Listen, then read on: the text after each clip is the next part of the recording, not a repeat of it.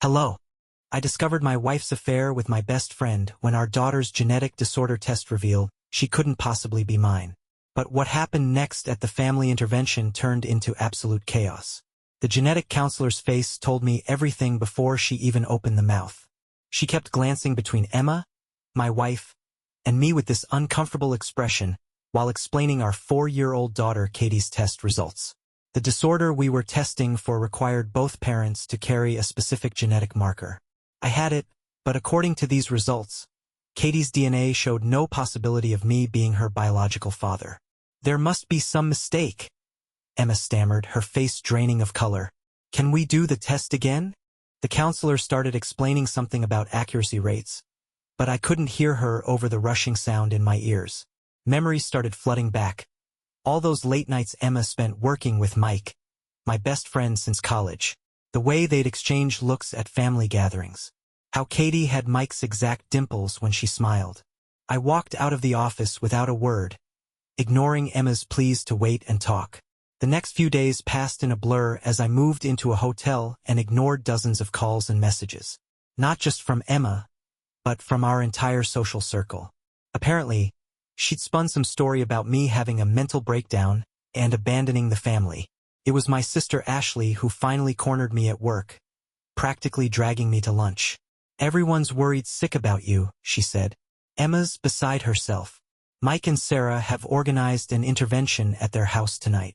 The whole family will be there. You need to come and work this out. I barked out a laugh. Mike organized it? Of course he did. What's that supposed to mean? Ashley asked, frowning. I told her everything, the genetic test, my suspicions about Mike and Emma, the years of likely deception. Ashley's face went from concerned to horrified to furious. Those manipulative bastards, she breathed. They're trying to gaslight you before you can expose them. Exactly, I said. And I think it's time we give them the intervention they deserve. I spent the afternoon gathering evidence, credit card statements showing Emma and Mike's working dinners, photos from my phone of suspicious text messages I'd glimpsed, and most importantly, copies of Katie's genetic test results. By 7 p.m., I walked into Mike and Sarah's tastefully decorated living room to find quite the audience. Emma, Mike, Sarah, both our sets of parents, Ashley, and Mike's brother Dan. Thank God you came. Emma rushed toward me, eyes wet with tears. We've all been so worried. I stepped back from her attempt to hug me. Save the performance, I said coldly. I think it's time for some truth. The next hour was pure chaos. The next hour became a masterclass in manipulation, but not the kind they were expecting. They'd planned this intervention thinking they could paint me as unstable, maybe even dangerous. Instead, I turned their living room into a courtroom. Let's start with the timeline, I said, pulling out my folder of evidence. Mike, when exactly did you start sleeping with my wife? Was it before or after Katie was conceived? The room went dead silent. Sarah's head whipped toward her husband, eyes wide with dawning horror. Mike started sputtering denials, but his face had gone pale. James, how dare you make such accusations? My mother-in-law Barbara gasped. Emma would never. I slapped Katie's genetic test results on the coffee table. Science doesn't lie. I'm not Katie's biological father. And given how much time Emma spent with her work colleague Mike during that period, I think we can all do the math. Emma burst into tears. Not the delicate, sympathetic kind she'd been performing earlier, but ugly, panicked sobs. It was just one time, she choked out. We were drunk. It didn't mean anything. One time. Sarah's voice cut through the room like a whip. She stood up, hands shaking. Mike told me all your late meetings were just work stress, that I was being paranoid, that I needed therapy for my trust issues. She let out a broken laugh. Turns out my therapist was wrong. I wasn't projecting after all. Mike finally found his voice. Sarah. Baby, let me explain. Explain what? I interrupted, pulling out more papers. Explain the hotel charges on your company card? The business trips that mysteriously lined up with Emma's schedule? Or should we talk about the messages I found? That's when Mike tried to make a run for it. He actually got up and bolted toward the door, but Dan, his own brother, stuck out a foot and tripped him. Mike went down hard, face planting into the expensive hardwood floor with a satisfying crack. "My nose!" he wailed, blood streaming between his fingers. "You broke my nose." "Oops," Dan said flatly. "Must be those clumsy genes we share. Better get a DNA test to make sure." That dark humor broke the tension for a moment, but Emma's next words brought it roaring back. "What about Katie?" she cried. "She's innocent in all this. You can't just abandon your daughter." The rage that had been simmering in my chest finally exploded. "My daughter!" I roared. "You let me believe she was mine for 4 years. You watched me sing her lullabies, kiss her scraped knees, worry myself sick over this genetic testing, all while knowing she wasn't mine. You and Mike played happy families with MY Life." Sarah had gone very quiet during all this. She walked over to the mantel and picked up her wedding photo. For a moment, she just stared at it. Then she turned and hurled it straight at Mike's bloody face. "Get out," she said, her voice deadly calm. "Get out of my house before I call the police. Actually," she pulled out her phone. "Maybe I should anyway. I'd love to report those creative expense reports you've been filing to your company. I'm sure they'd be very interested in all those hotel receipts." Mike scrambled to his feet, still holding his nose. "You wouldn't dash. Try me," Sarah said, fingers hovering over her phone. "You've got 30 seconds. Mike fled, but that was far from the end of the drama. Emma tried to follow him, but Sarah blocked her path. "Oh no," she said, her voice dripping with venom. "You're not going anywhere. We're just getting started." That's when my mother stunned everyone by speaking up. She'd been sitting quietly in the corner, watching everything unfold with an unreadable expression. "Emma," she said softly, "tell them about the money." Emma's head snapped up, face going even paler if that was possible. "Linda, please tell them," my mother insisted. "Or I will."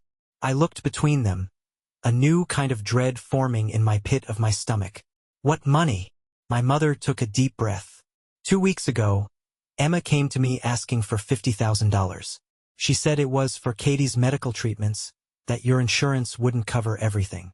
I gave it to her because, well, she's my granddaughter. Or so I thought. She turned to Emma, eyes hard. "Where's the money, Emma?" Emma collapsed onto the couch, burying her face in her hands. Sarah let out a sharp laugh. "Let me guess. She and Mike were planning to run away together? New identities. Fresh start. Is that true?" I demanded, though I already knew the answer. The silence from Emma was confirmation enough. "Wait," Dan said, pulling out his phone. "This was 2 weeks ago? Right when Mike suddenly needed me to store a bunch of his important documents and jewelry in my safe." He looked at Sarah. "I've got everything at my house, including his passport." Sarah's smile was downright predatory. "Call the police," she said. "Now. I want charges pressed." The next hour was a blur of police statements and tears. Emma was arrested for fraud. Apparently she and Mike had been planning their escape for months, slowly siphoning money from multiple sources. My mother wasn't the only victim. They'd taken loans from friends, maxed out credit cards, even stolen from their company's expense accounts. But the real shock came when the police started digging deeper. It turned out Katie wasn't the only secret Mike was keeping. There were 2 other children in different states, other women he'd had affairs with. Sarah sat there getting paler and paler as the detective read out the dates and details. 7 years, she whispered. Our entire marriage was a lie. Ashley put an arm around her shoulders. Not anymore. You're free of him now. I felt hollow watching Emma being led away in handcuffs. All those years together, all those memories. Were any of them real? Had everything been a performance? The detective asked if I wanted to press additional charges. I looked at Katie's genetic test results, still lying on the coffee table where I'd thrown them earlier. Yes, I said firmly. All of them. Every single charge you can make stick. But life had one more twist in store for us. 3 days after the arrests, I was sitting in my lawyer's office reviewing the divorce paperwork when my phone rang. It was Dan, Mike's brother. His voice was shaking. You need to come to my house. Now, there's something you have to see. I found Dan in his home office, surrounded by stacks of papers and open laptop screens. After the intervention, he'd started going through all of Mike's documents that had been stored in his safe. What he found was staggering. "Look at this," he said, pushing a folder toward me. Inside were detailed financial records, dating back years before I even met Emma. They didn't just start planning this recently. This was a long con. A really long con. As I flipped through the pages, my hands started shaking. There were photographs of me from before I met Emma.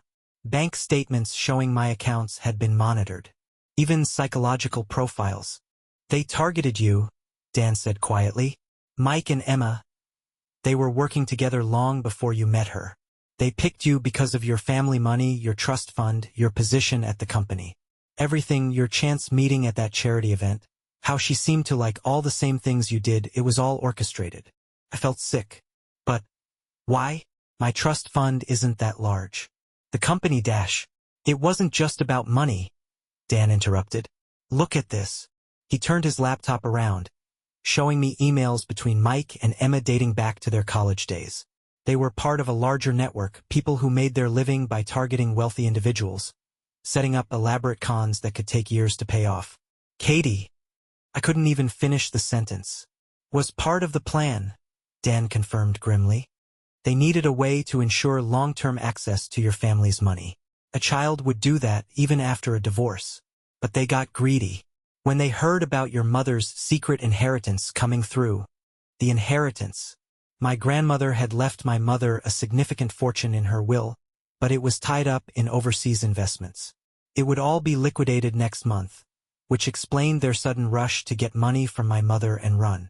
"There's more," Dan said, looking uncomfortable. "Mike, he's done this before. Different names, different states. I found at least 3 other identities he's used. And Emma. She's not really Emma." He pulled up another document, a mugshot from 10 years ago of a woman who looked similar to my wife, but with different colored hair and eyes. The name under the photo read, Jessica Morrison. Contact lenses, Dan explained. High-end ones that change eye color. And a really good stylist for the hair. The woman you know as Emma. She's wanted in 3 states for fraud and identity theft. I collapsed into a chair, my world spinning. 7 years of marriage. All those memories, all those moments I thought were real. "Why are you showing me all this?" I managed to ask. Dan's face hardened. "Because my brother is scum, and he needs to go down for this. All of them do. I've already contacted the FBI. They're very interested in this network they've uncovered. But they need your help to make the case stick." "My help? They want you to play along for a bit. Emma, or Jessica, whatever her name is, she's going to try to contact you. When she does, they want you to." The next month was the hardest of my life. Working with the FBI, we set up a sting operation. Just as predicted, Emma reached out from jail through an elaborate network of contacts. Her story was that she had millions stashed away and needed my help to access it. In return, she'd tell me the truth about everything. I played my part perfectly. The desperate, heartbroken husband willing to believe one last lie because he couldn't accept that everything had been fake. Every conversation was recorded, every meeting monitored. The FBI built their case methodically, following each thread of evidence to uncover more members of the network. Sarah turned out to be instrumental in bringing them down. Once she started digging into Mike's past, she discovered connections to similar cons in multiple cities. She threw herself into helping the investigation, probably as a way to deal with her own trauma. Her background in corporate law proved invaluable in tracing the money trails. The final sting happened at a warehouse where Emma had arranged to meet me after making bail. She thought I was bringing documents to access offshore accounts. Instead, she walked into a federal task force.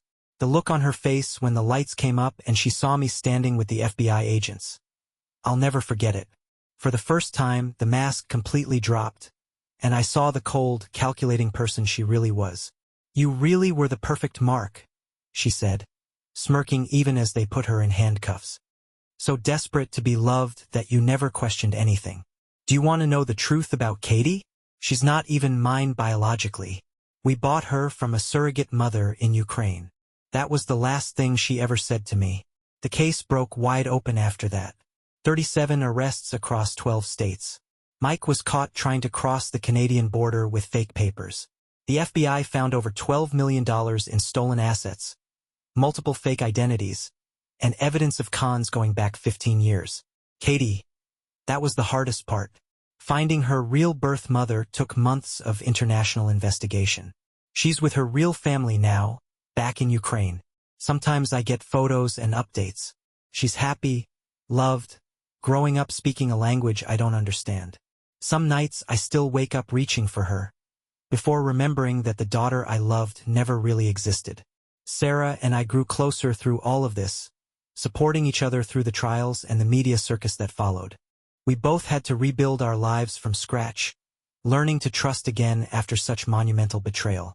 It wasn't easy, but shared trauma has a way of creating unbreakable bonds. Last week, I testified at Emma's sentencing hearing. 25 years without parole. Mike got 30. The judge called it one of the most sophisticated and cruel fraud schemes he'd ever seen. Dan asked me recently if I regret not seeing the signs earlier. I told him no. The con worked because they exploited the best parts of human nature, our capacity to love, to trust, to believe in the good in people. Emma and Mike may have taken 7 years of my life, but they didn't take my ability to care. They didn't win. Yesterday I met someone new. A real someone with a real past and real flaws and real feelings. For the first time in 2 years, I felt something stir in my chest, hope, maybe, or the possibility of it. I'm not ready yet, but someday I will be. And this time, I'll love with my eyes wide open. Sarah says I should write a book about all this. Maybe I will. People need to know that sometimes the greatest dangers don't come from strangers, but from those closest to us. That love can be weaponized. That trust should be earned, not given blindly. But they also need to know that even after everything, even after the worst betrayals imaginable, it's possible to rebuild, to heal, to find real love and real family. Maybe stronger than before because now you know the difference between what's genuine and what's just a beautifully crafted lie. As for me, I'm doing okay. Some days are harder than others, but I'm getting there. The truth is, you never really recover from something like this. You just learn to build something new from the ashes of what you thought was real. And sometimes what you build turns out to be more authentic than anything you had before. Thank you for listening the story to the end. Write your thoughts about it in the comments and do not forget to subscribe. See you in the next videos. Bye.